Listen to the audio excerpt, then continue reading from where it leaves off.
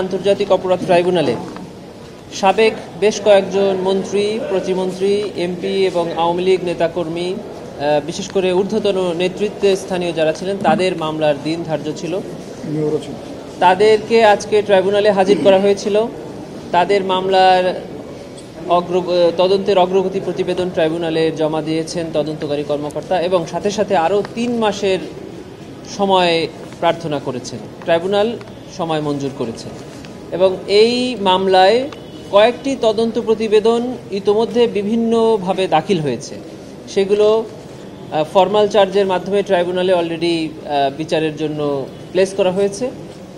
আরও বেশ কয়েকটি মামলা ছিল, নরসিংদীর উত্তরা, তারপরে ইকরাম হত্যাকাণ্ড সহ বেশ কয়েকটি মামলা ট্রাইব্যুনালে নির্ধারিত তারিখ ছিল। প্রত্যেকটাতেই প্রসিকিউশনের পক্ষ থেকে সময় প্রার্থনা করা হয়েছে এবং মাননীয় ট্রাইব্যুনাল সময়ের আবেদন মঞ্জুর করে বিভিন্ন তারিখ নির্ধারণ করেছেন পরবর্তীতে তদন্ত প্রতিবেদন দাখিলের জন্য।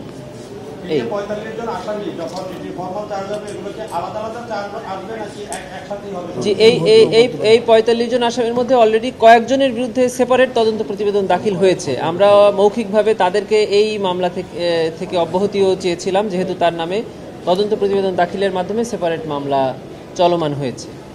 এরকম ভাবেই হবে, প্রত্যেকের জন্যই আলাদা আলাদা ভাবে অথবা গ্রুপ করে করে তদন্ত প্রতিবেদন দাখিল হবে বলে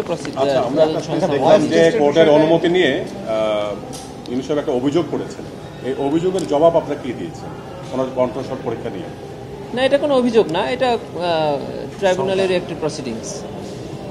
ট্রাইব্যুনালের একটি আদেশ নিয়ে তদন্ত সংস্থা জেলখানাতে ওনার ভয়েস টেস্ট করেছেন, ভয়েসের একটা স্যাম্পল নিয়েছেন। এটা একটা আইনগত কাজ করেছেন, এটা কোনো অভিযোগের বিষয় না। চৌধুরী আবদুল্লাহ আল মামুনের মামলারও আজকে তদন্ত প্রতিবেদন দাখিলের সময় ছিল। উনি সহ 23 জন সেই মামলার আসামি।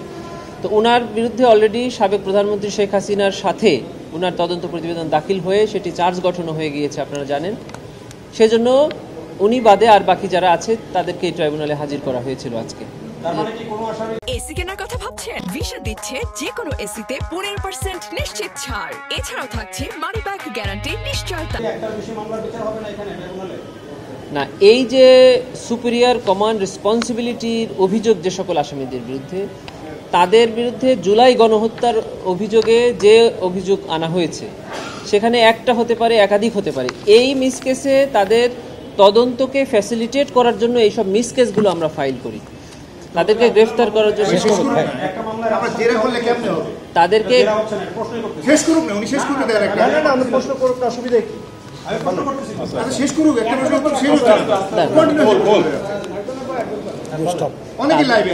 তাদেরকে গ্রেফতার দেখানো হয়। মিসকেসের কাজটা কি আসলে আপনার জানতে হবে যে তদন্ত কার্যক্রম চলমান অবস্থায় তদন্তকারী কর্মকর্তা যদি কখনো মনে হয় যে কাউকে এই মামলায় গ্রেফতার দেখানো দরকার, অথবা গ্রেফতার করার দরকার, অথবা গ্রেফতারকৃত আসামিকে জিজ্ঞাসাবাদ করা দরকার, অথবা কোনো একটা এলাকাতে সার্চ বা সিজিংয়ের পারমিশন দরকার, এ জাতীয় কোনো অনুমতির দরকার হলে তখন ট্রাইব্যুনালে অ্যাপ্লিকেশনের মাধ্যমে মিস কেস ফাইল করা হয়। এটা হলো তদন্তকে ফ্যাসিলিটেট করা। এই জন্য এই মামলায় কতজন আসামি, তাদেরকে কি করা হলো না করা হলো, এটা ট্রাইব্যুনাল দেখবেন না।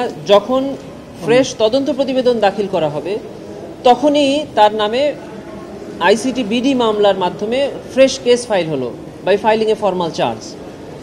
আর এই ফর্মাল চার্জের ফাইল করার পরে যদি মিস কেসে ওনার নাম থাকে বা না থাকে তাতে কিছুই যায় আসে না। তাদের নামে সেপারেট তদন্ত প্রতিবেদন আবারও তদন্তকারী কর্মকর্তা দাখিল করতে পারেন বিভিন্ন অভিযোগে।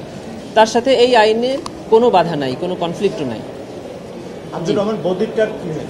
যে ওটা একরামুল হত্যা মামলায় আব্দুর রহমান বদিকে আজকে প্রোডাকশন ওয়ারেন্ট বলে হাজির করা হয়েছিল, তাকে এই মামলায় গ্রেফতার দেখিয়ে কারাগারে প্রেরণ করা হয়েছে। পরবর্তী তারিখ নির্ধারণ করা হয়েছে তদন্ত প্রতিবেদন দাখিলের জন্য। ছোট্ট যে আসাদুজ্জামান খান কামাল জি আর চৌধুরী আব্দুল মামুন, মানে দুইটা মামলাতে 2 জন, এই 2 জনের এখন স্ট্যাটাস কি হবে? তারা কি ওটা থেকে অব্যাহতি, মানে ওইটা থেকে বাদ যাবে মিসকেস থেকে, নাকি ওই মামলাতে থাকবে? এটা একটু ক্লিয়ার করো। মানে যেটা কোর্টকে আমরা ভার্বালি অর্ডার করে প্রেয়ার করেছিলাম যে যেন এই মামলাতে ওনারা না থাকে। কোর্ট বলেছে আমরা যেন ইন রাইটিং একটা অ্যাপ্লিকেশন দিই। অতএব তার মানে এখনো চৌধুরী আব্দুল্লাহ আল মামুন এবং আসাদুজ্জামান খান কামাল এই মিস কেসের আসামি হিসাবে থাকছেন। আবার ওনাদের দুজনের বিরুদ্ধে যে মামলা চলছে সেটা তো চলবেই। পরবর্তীতে আমরা তাদেরকে এই মামলা থেকে বাদ দেওয়ার জন্য আলাদা অ্যাপ্লিকেশন আনব। ঠিক আছে, আর কিছু না। আমরা সরাসরিতে আছি, আপনি যদি এই যে হ্যাভিওয়েট মামলাটার লাস্ট আউটপুটটা একটু জানাইবেন। এই যে হ্যাভিওয়েট মামলা নিউজে ঢুকছে যে আন্তর্জাতিক অপরাধ ট্রাইব্যুনালে সাবেক বেশ কয়েকজন মন্ত্রী, প্রতিমন্ত্রী, এমপি এবং আওয়ামী লীগের নেতৃস্থানীয় কয়েকজন নীতি নির্ধারকদের আজকে ট্রাইব্যুনালে মামলার হাজিরা ছিল। তাদেরকে ট্রাইব্যুনালে হাজির করা হয়েছিল।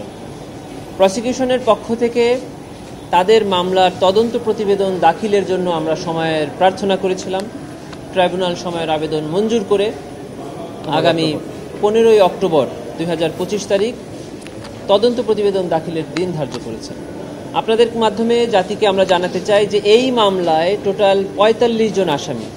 আমরা তদন্ত প্রতিবেদন দাখিলের সময় চাচ্ছি টোটাল মামলাটা শেষ করার জন্য। তার মানে এই না যে এই 3 মাস আমাদের কার্যক্রম স্থগিত থাকবে। আমরা ইতোমধ্যে বেশ কয়েকজনের বিরুদ্ধে তদন্ত প্রতিবেদন হাতে পেয়েছি এবং ফর্মাল চার্জ দাখিলের মাধ্যমে মামলাও চলমান রয়েছে। আবার এই 3 মাসের মধ্যে আমাদের আরও বেশ কিছু আসামির বিরুদ্ধে সেপারেট তদন্ত প্রতিবেদন আমরা হাতে পাবো বলে তদন্ত সংস্থা আমাদেরকে জানিয়েছে। এইভাবে আমাদের ক্রমান্বয়ে তদন্ত একটার পর একটা আমরা হাতে পাচ্ছি এবং ফর্মাল চার্জ দাখিলের মাধ্যমে বিচার চলছে। আর আমাদের মিস কেস, মানে এই যে বিবিধ মামলাগুলো আমরা তদন্ত কার্যের সহায়তা করার জন্য পরিচালনা করি, সেগুলা আমরা এরকমভাবে সময় নিয়ে যাব, তাতে মামলার তদন্ত কোনো বিঘ্ন সৃষ্টি হবে না। আর আরও একটি মামলা ছিল যেটা 23 জন সাবেক পুলিশ কর্মকর্তার বিরুদ্ধে, সেটিরও আজকে দিন ধার্য ছিল। তাদেরকেও ট্রাইব্যুনালে হাজির করা হয়েছিল। তাদের মামলার তদন্ত প্রতিবেদন দাখিল করার জন্য আমরা সময় চেয়েছি, সময় আবেদন মঞ্জুর হয়েছে। যেমন এর মধ্যে আশুলিয়ার মামলায় বিশেষ করে 4 জন আসামির বিরুদ্ধে অলরেডি তদন্ত প্রতিবেদন আমাদের হাতে এসেছে এবং ফর্মাল চার্জ দাখিলের মাধ্যমে মামলাও পরিচালিত হচ্ছে।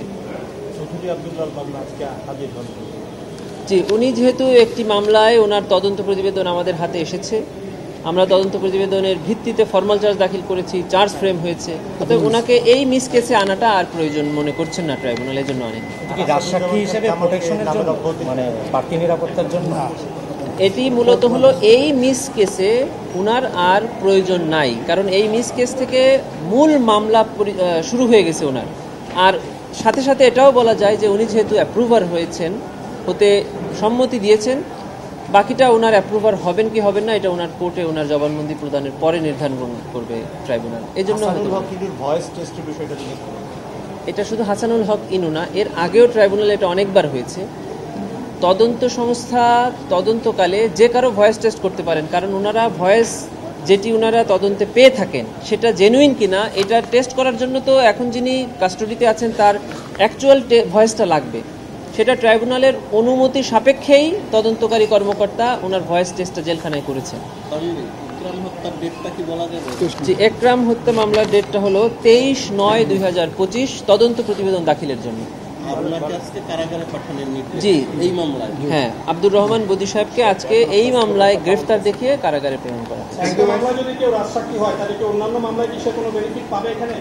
যদি এই একই অভিযোগে হয় তাহলে ট্রাইব্যুনাল চাইলে সেই বেনিফিট দিতে পারে।